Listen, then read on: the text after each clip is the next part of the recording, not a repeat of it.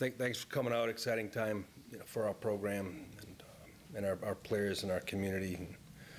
I said it a million times. We represent the best college community in the country.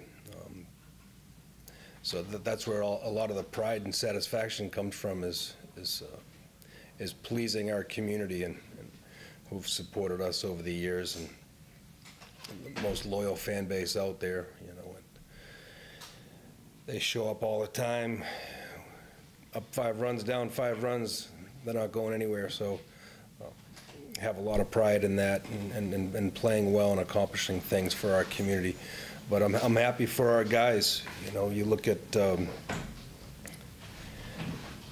everybody at this table right now had a chance to go somewhere else last year, and they chose to be with each other and stay as a team to accomplish great things. So it's just pretty cool as the head coach when you see kids set goals for themselves and accomplish those goals, because they're great kids, they're great baseball players, they're goal-oriented, but most of all, they're loyal to each other, and being a teammate is the most important thing to them. So they're great role models for our younger guys in this portal generation, to stick with something and to be loyal and to come back and to play for a school you love and play with teammates you love. So to me, that's what this next step's all about. And we're refocused.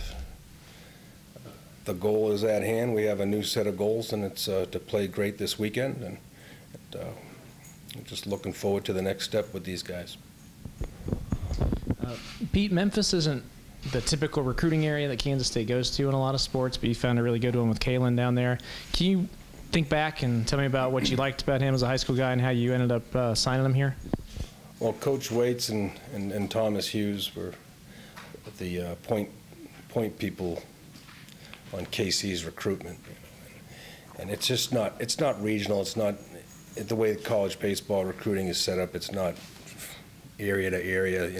They have these tournaments where they get the best kids in the country all in one place, and we just scour and see if there's a fit. And we lucked out with KC, that's for sure. He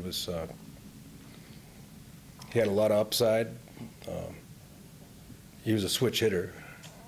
That didn't last long, right, KC? No. And he was also a pitcher, and he likes to talk about his pitching prowess. But we love athletes. We love kids who can run and have a high skill set, and we love kids who are focused, who are motivated to be great at this game, who are good people, and he checked all those boxes.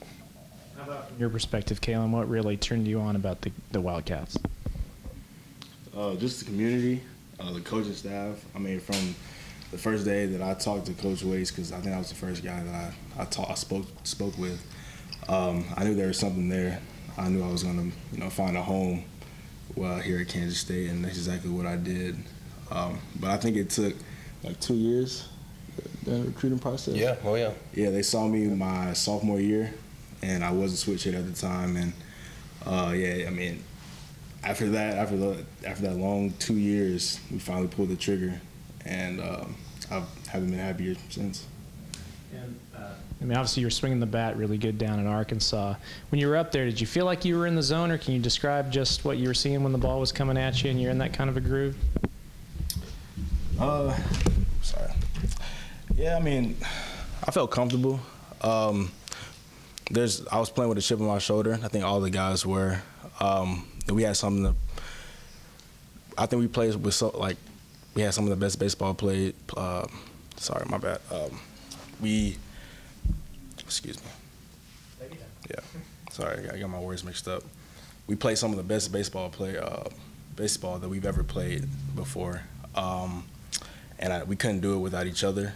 We trusted each other all season long, and I think it finally came together, in Arkansas, and that's what the coach has been drilling on us all season long, and it finally came out.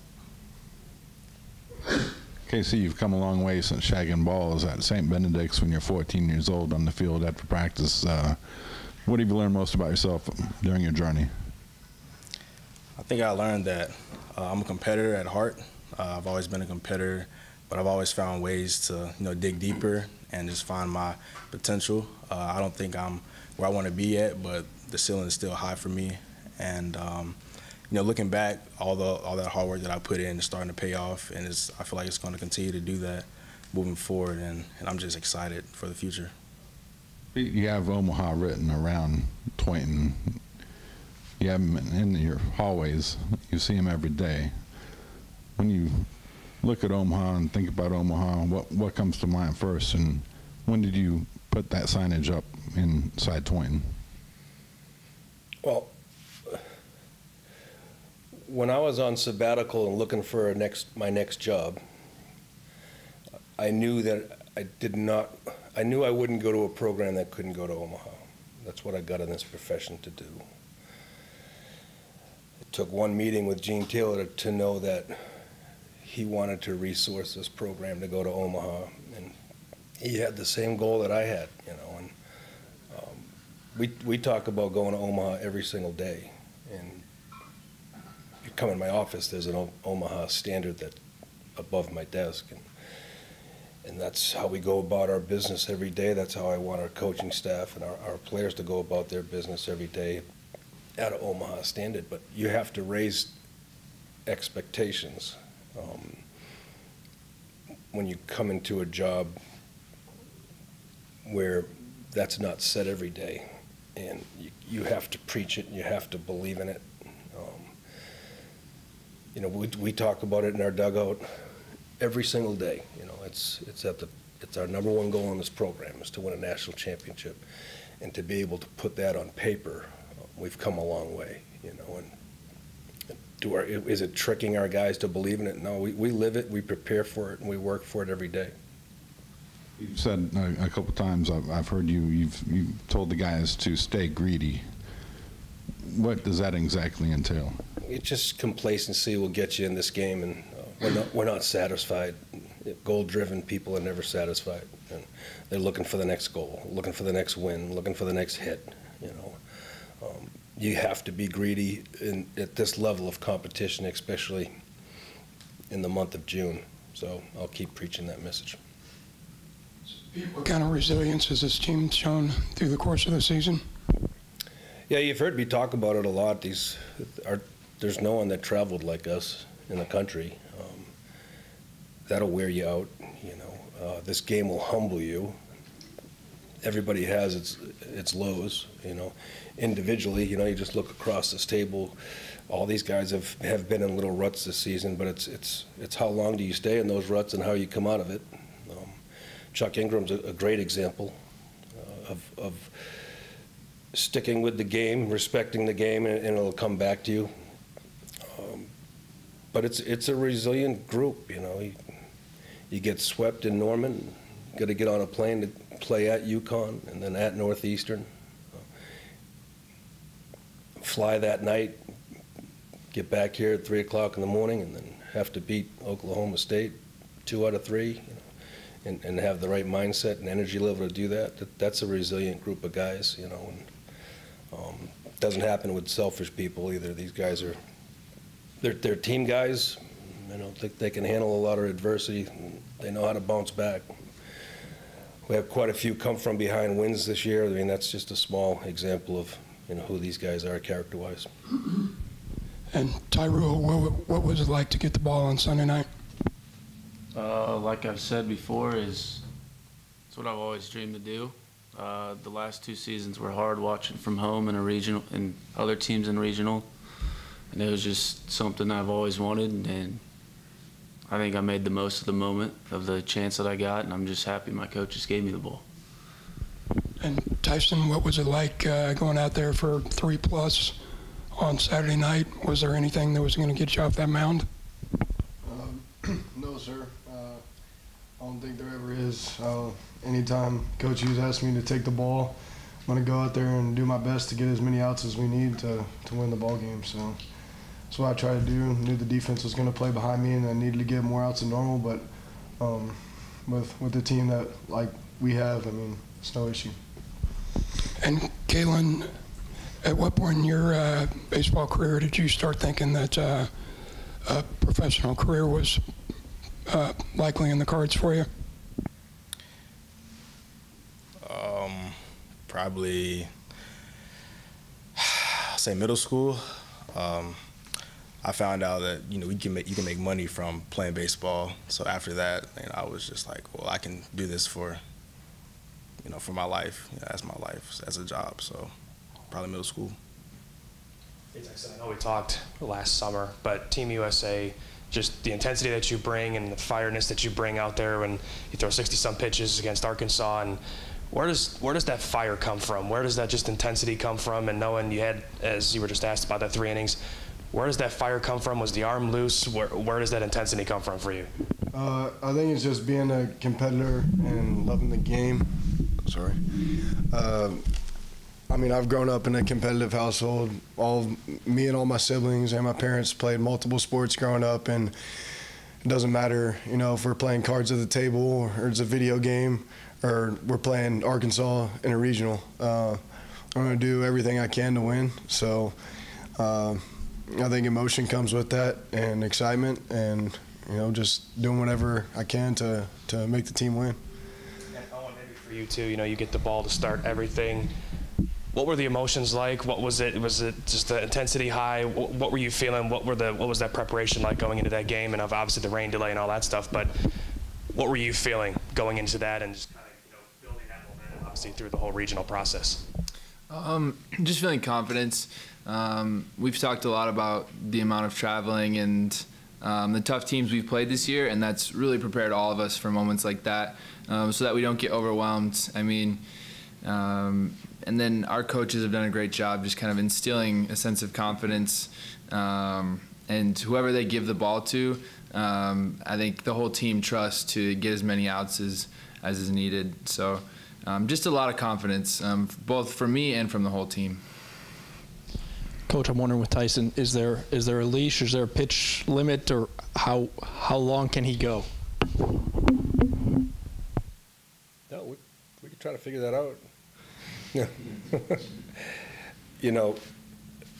I've been watching him for 3 years now, and I kind of know what his ceiling is, and he's never not going to say I can't go back out there, but that's kind of my job. And I didn't want to give him 10 outs the other night. I wanted to give him, really, it was scripted 9 outs or 6 outs, and he's the ultimate competitor, and I do think he was, you were close to getting tapped out the other night, right? So I could see it, and every pitch is max effort, and that's emotional, and it's draining physically as well. So I'm not sure, and nothing he does really surprises me. He can. Ideally, I'd like to have him with 2 inning outings. Will the plan be to go Owen and then Jackson Friday, Saturday, and then I guess secondarily would Ty start a Sunday game? Is there a chance we see him out of the bullpen? Breaking it down tonight, huh? Today. We won't talk to you again before. Yeah, I think we'll leave it with Owen and Wentworth, and then we'll probably go TBA for Game 3. If we need to use Ty in a high leverage situation on Friday or Saturday, we'll do that. So I think it's safe to leave that Sunday game TBA. Ty, for you, what has this season been like for you? I know you plan to have a huge role and have late, but it took a while to get there because of injury. What did it take to overcome that and kind of stay in the fight? It was a roller coaster, but I'm just glad my trainer, my coaches were all around me pushing me, because I easily could have just went in a cave and ran away. But my coaches and trainer ultimately put it in my mind, like, you're going to pitch again this year. And that helped me mentally overcome a block that I was going through of trusting my ability, pushing my body 100% every day to get better. And I'm just happy it came out. I'm able to pitch again. And just be out there for my teammates and play with them instead of. I love cheering on, but I love playing even more. That's all I got. Coach, did Ty's 4 no-hit innings on Sunday prove to you that this pitching staff rather is hitting its best stride? Yeah, I said that, before the regional,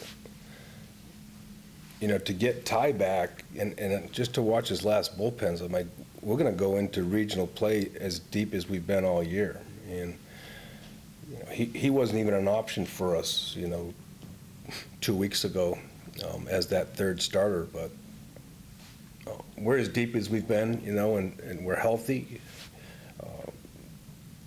Ty's fresh right now, it's undersells what he understates what he went through. It was he came back. He had opportunity to play professional baseball last year. Came back to be a starter for us, and when you come back and you miss the entire year and you want to be the foundation of our pitching staff, which he has been for the last 2 years, and then you can't have the ball in your hand, that wears you down mentally, and he's stuck with it. And I was excited for our program to win a regional the other night. It was even more excited to watch what Ty did, and knowing his journey and having the success he had in that big moment. It was the easiest decision I made all weekend to say that Ty Rule was going to pitch on Sunday, because that's how much we trust his character and his competitiveness. And Chuck Ingram's weekend, what do you think that's done for the momentum of the offense heading into this Super? You got to get guys hot at this time of the year, and we talked about Chuck last week. And sometimes you got to get away from this game to get a different perspective when it's beating you up and kind of rejuvenate you, and that's what happened with Chuck. But he can carry a team. I don't know what he got 7 hits this weekend, and it's just nice to have other options and have depth in that lineup where you have to work with every hitter. And Chuck, we've seen him do that in the early part of the year, and he certainly was that effective this weekend. With getting Chuck back on track, was there anything in particular you worked on during that time, or was it like you said, kind of just, I guess, rebooting or? That's what it was. It's constantly working with him. Austin Waits is the best hitting coach in the country, and he's constantly working with Chuck to get him in the right frame of mind and to mechanically trigger, more productivity. And but to me, I saw that he was getting worn out by this game, and sometimes when you sit on the bench and just get away from it for a couple of days, it gets you back on track, and it's fortunate that's worked for us with him. The fact that I think he hit the home run on his first at bat, you think that kind of got him going a little bit? Yeah, it's a momentum game, that's for sure. It got him feeling good. He looked that way. He looked comfortable in the box all weekend. Also with Ty, you said you'd seen him coming along. Was there a point you decided you were going to go with him in that third game as a starter, or was that still just kind of a last-minute decision? I said it to Coach Darrow, our pitching coach, before the regional. I said, Ty Rule is going to pitch Game 3 for us.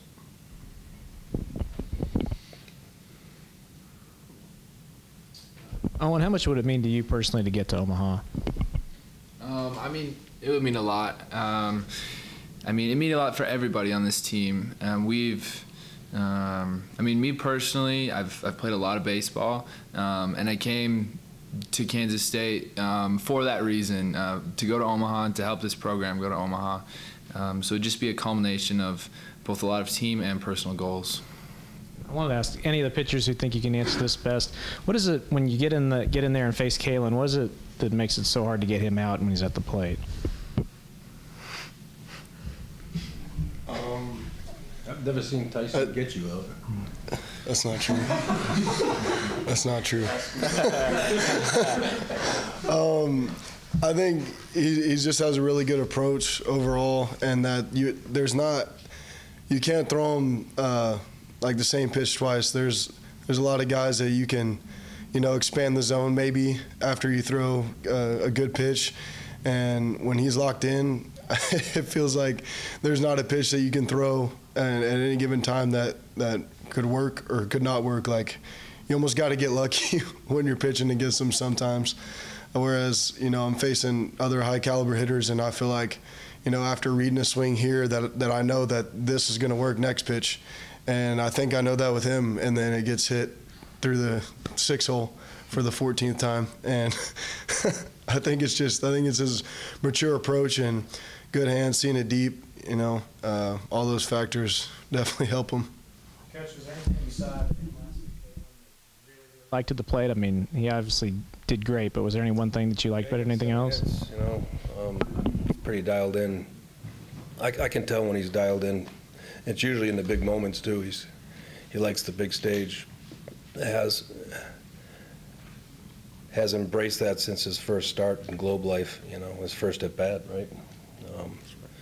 So I can tell when he's comfortable in the box. He had that look the entire weekend. I just love the big hit and the big moment, against one of the best arms in the country. And that was pretty awesome to watch. For each of the guys, just to kind of tie a bow on things, I'm wondering if you could kind of express just what the season has been like for you, what it's meant to you to be a part of this team in this special moment. I think it's the season has really had obviously some really high highs, and those have only been kind of accentuated by some of the lows and some of the challenges we've gone through. We came here with a goal, and it was to go to Omaha, and that's why all of us came back, and we scheduled that way, and then we hit that tough part of the schedule, and it was rough, and we had some bad games, but it's just prepared us for this moment, and being able to play at our highest level at the right time is just a wonderful feeling. I think it's been fun to learn how we each come through these lows and highs and just becoming one team. Like, we probably start out the year with multiple groups, and now I feel like we're all brothers together, just playing out there. And I think the biggest thing most of us learned is we just got to have fun. When it really comes to it, just have fun playing the game we love, and everything just flows better when we do that.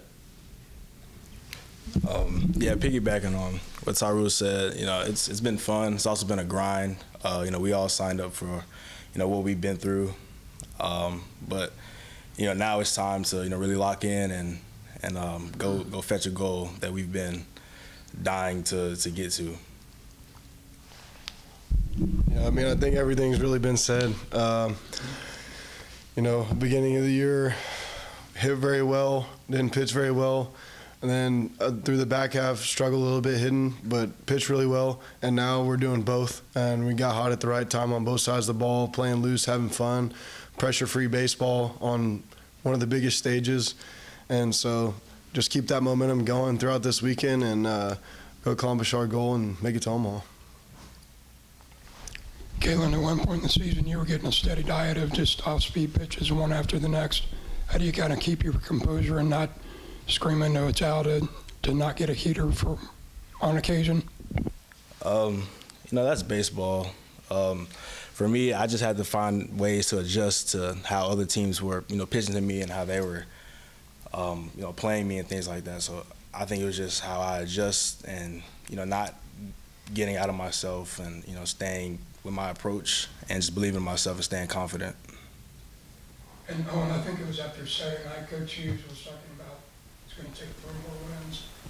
How do you guys kind of keep that Omaha goal out there while you're still trying to take a game-to-game approach? The Omaha goal, we've had that all year. And obviously, we know to get to Omaha, we have to be locked in for each individual game. And I think our coaching staff does a really good job preparing us for each game and making sure we stay in the moment. I know Coach Darrow, pitching coach, he says stay in the moment, be where your feet are. He says that all the time. I think it's a good reminder. Kalen, just for you, maybe, Coach, you can follow up with it. I know, Coach, you were mentioning worry-free baseball, and Kalen, you were kind of mentioning we kind of don't know what to expect when we go there, and obviously you guys show out, right? Was it that worry-free baseball that you guys played, and now do you have that expectation of obviously what it's going to take to, take 2 out of 3 here this weekend? I mean, yeah, it's the same thing, same mindset going into the regional. Nothing's going to come easy. We know it's going to be a grind. Virginia's a really good team, and we expect them to put up a battle. But, I mean, we're going to do the same thing. We're a tough team as well, so it's going to be a dogfight for the both of us, and we'll see who comes out on top. Yeah, it's the best time of the year, for these guys. It's to play at the highest level, to play for it all, and that's what it's all about. And just really proud of how our guys attacked that regional.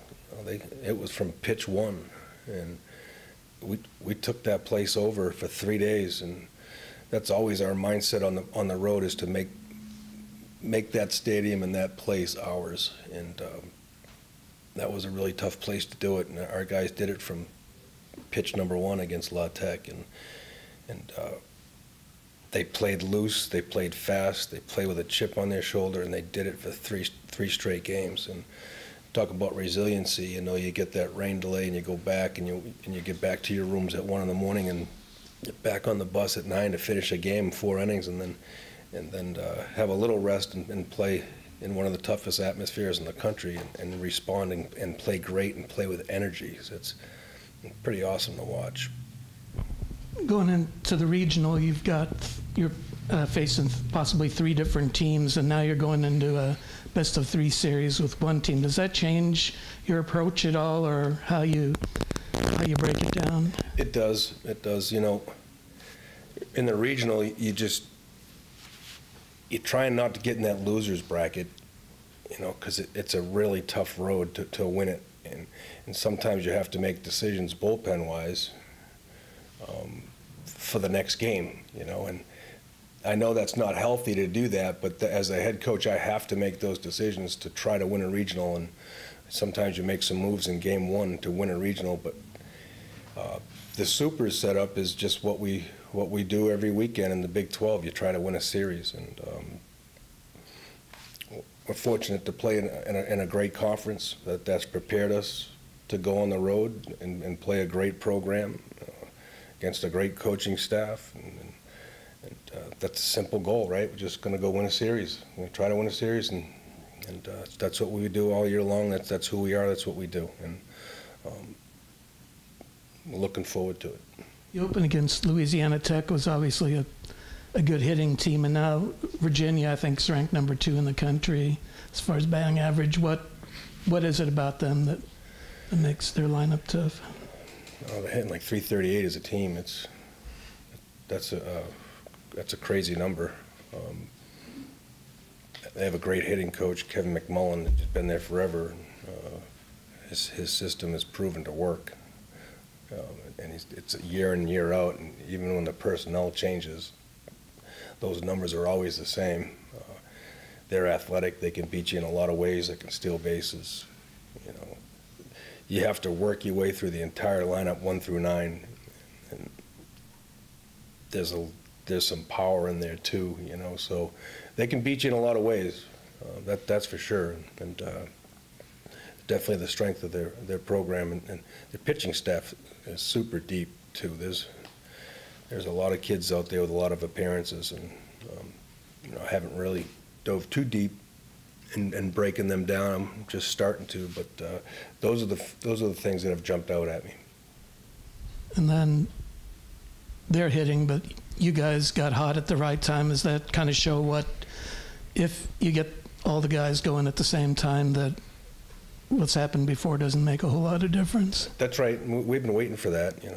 This time of year, you stay healthy, get hot. And, I think we hit 333 in the regional. I think we're hitting 223 the 10 games previous to the regional. So it was the right time for our guys to get going, and it's infectious. So hopefully we can keep it going. What's the impact this run could have on recruiting and impacting future seasons? Yeah, it's everything. It's gotten our program to the national level. It's a national brand, and that's who we are, Kansas State baseball. And anytime you can say that and legitimize it, it's going to help you recruiting-wise, credibility-wise. Yeah, it's definitely something that we need to parlay, but this will legitimize our program and certainly get us involved with some high-end guys, and we do anyways. It's just winning helps everything. Did you guys, for any of you guys, did you guys know that JJ had the backflip in his bag? Did you know that was coming even in the final out, or?